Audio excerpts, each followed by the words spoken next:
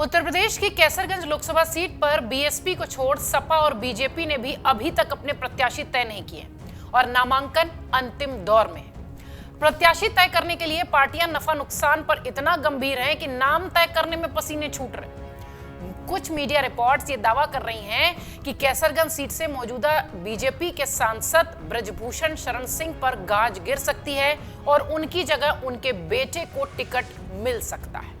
UP की चर्चित Lok Sabha seat Kaiserganj पर बीजेपी के उम्मीदवार को लेकर सस्पेंस खत्म होने वाला है। इस सीट पर मौजूदा सांसद सिटिंग एमपी ब्रजभूषण शरण सिंह चुनाव नहीं लड़ेंगे। बीजेपी ने उनके छोटे बेटे करण भूषण को चुनावी मैदान में उतारने का फैसला किया। सूत्र कह रहे हैं कि बीजेपी का केंद्रीय नेतृत्व अभी कुछ घंटे बाद ही करण भूषण के नाम का ऐलान कर देगा। टिकट का आश्वासन मिलने के बाद करण भूषण ने अपने पिता और वर्तमान सांसद ब्रजभूषण शरण सिंह का आशीर्वाद लिया, उनके पैर छुए। आशीर्वाद लेने के दौरान ब्रजभूषण ने अपने समर्थकों से करण भूषण सिंह को प्रत्याशी बनाए जाने की बात बताई और क्षेत्र में प्रचार करने की बात भी कही। आपको बता दें कि कैसरगंज लोकसभा सीट पर ब्रजभूषण की मजबूत पकड़ है। ऐसे में पहले से ये कयास लगाए जा रहे थे कि बीजेपी उनके किसी परिजन को ही टिकट देगी। ब्रजभूषण खुद भी चुनाव लड़ना चाहते थे, लेकिन महिला पहलवानों द्वारा गंभीर आरोप लगाए जाने से उनकी उम्मीदवारी खतरे में है। बीते दिनों सांसद ब्रजभूषण शरण सिंह ने बयान दिया था कि कैसरगंज का नाम हिंदुस्तान ही नहीं बल्कि पूरी दुनिया में फेमस है, उसकी महक पूरी दुनिया में है।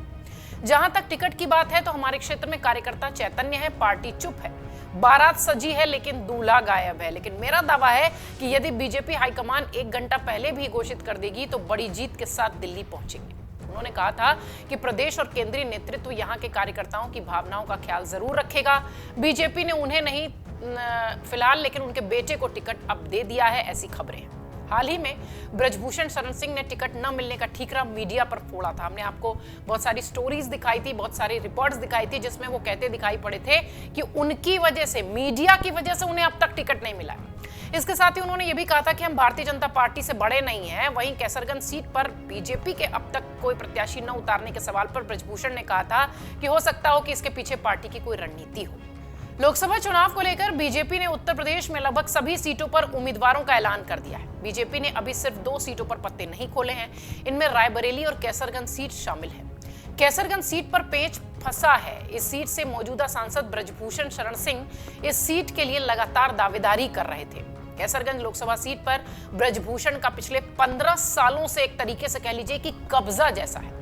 2009 से लगातार वो इस सीट से सांसद हैं। कैसरगंज की सीट पर उम्मीदवार के नाम का ऐलान नहीं होने की वजह से बाकी दल भी चुपचाप बैठे हैं। इस सीट पर अभी तक समाजवादी पार्टी की ओर से भी उम्मीदवारों का ऐलान नहीं किया गया है। दरअसल सपा भी बीजेपी की लिस्ट का इंतजार कर रही है। यही वजह है कि विपक्षी दलों की ओर से भी उम्मीदवारों का ऐलान नहीं किया गया है।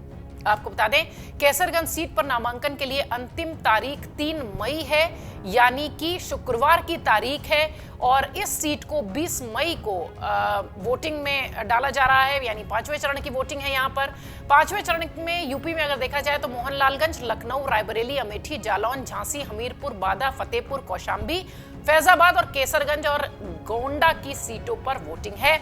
इससे पहले कहा यह जा रहा है कि ब्रजभूषण शरण सिंह के जो बेटे हैं, फिलहाल उन्हें ही पार्टी टिकट दे रही है।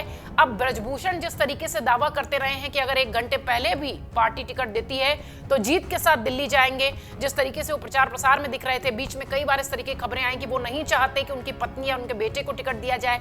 लेकिन फिलहाल खबर यही है कि ब्रजभूषण शरण सिंह के बेटे को अब पार्टी टिकट दे रही है। महज औपचारिक ऐलान बाकी है। अगर आप ये वीडियो YouTube पर देख रहे हैं तो हमारे चैनल को सब्सक्राइब करें और बेल आइकन को दबाना ना भूलें। अगर आप Facebook पर ये वीडियो देख रहे हैं तो हमारे पेज को लाइक करें।